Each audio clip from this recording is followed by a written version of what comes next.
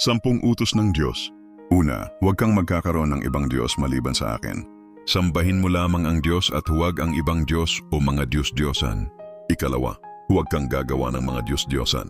Huwag kang lilikha o sasamba sa mga larawan o rebulto na itinuturing na Diyos. Ikatlo, huwag mong babanggitin ang pangalan ng Panginoon mong Diyos sa walang kabuluhan. Lagi mong igalang ang pangalan ng Diyos at huwag itong gamitin sa pagmumura o biro. Ikaapat, alalahanin mo ang araw ng pamamahinga upang ito'y gawing banal. Maglaan ng isang araw sa isang linggo, karaniwang Sabado o Linggo, para magpahinga at magbigay pugay sa Diyos. Ikalima, igalang mo ang iyong ama at ina. Ipakita ang pagmamahal at respeto sa iyong mga magulang at sumunod sa kanila. Ika-6, huwag kang papatay. Huwag kang kukuha ng buhay ng kapwa mo. Ika-7, huwag kang mangangalunya. Maging tapat ka sa iyong asawa. Ika-8, huwag kang magnanakaw. Huwag mong kukunin ang hindi sa iyo. Ika-9, huwag kang magbibintang o magsisinungaling laban sa iyong kapwa.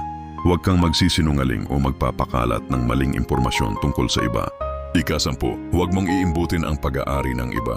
Huwag kang mainggit o magnasa ng mga bagay na pag-aari ng iba tulad ng kanilang bahay, asawa o mga ari-arian.